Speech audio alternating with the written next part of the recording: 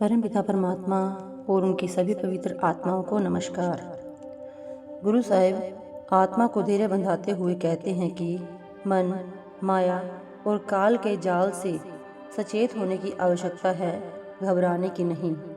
आत्मा को चिंता तब होती जब उसे मन, माया और काल को पछाड़ने का समर्थ शस्त्र ना बख्शा गया होता और उसकी सहायता और मार्गदर्शन के लिए सर्वसमर्थ सहायक और पथ प्रदर्शक न दिया जाता।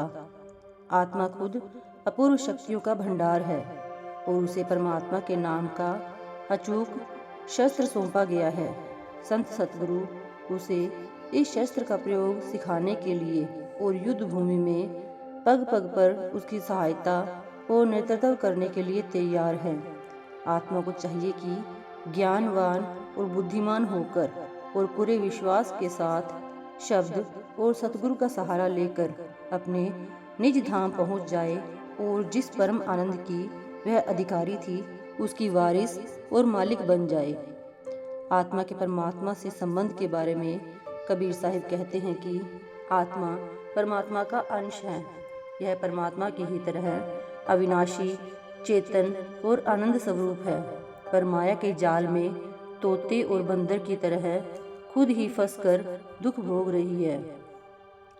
बाइबल में आया है कि परमात्मा ने मनुष्य को अपनी शक्ल पर बनाया है, जिसका अर्थ है कि बीज रूप में मनुष्य में परमात्मा जैसे सब गुण मौजूद हैं।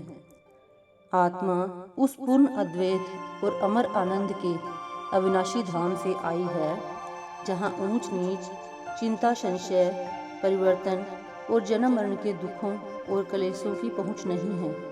केवल उस अविनाशी धाम में वापस पहुंचकर ही आत्मा सच्चा, निर्मल और स्थायी सुख प्राप्त कर सकती है। गुरु साहिब ने सचखंड से बिछुड़ी आत्मा की तुलना अपने देश से बिछुड़कर पराये देश में भटक रहे मुसाफिर से की है। यह सतनाम के सागर से बिछड़ी हुई मछली है, जो काल और माया के जाल में फंसी हुई मोह ममता की चोटें खा रही है।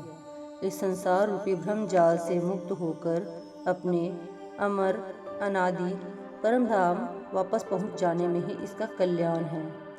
मनुष्य को न सुंदर महलों में शांति मिल सकती है, न सुंदर जीवन साथी के मिलाप में, न संसार की हुकूमत में और न ही रिद्धि सिद्धि की प्राप्ति में। इंद्रियों के भोग और मन के विलास आत्मा का भोजन नहीं है। इसका भोजन परमात्मा का प्रेम, परमात्मा का नाम या परमात्मा का मिलाप है और उसमें ही इसे सच्ची शांति प्राप्त हो सकती है।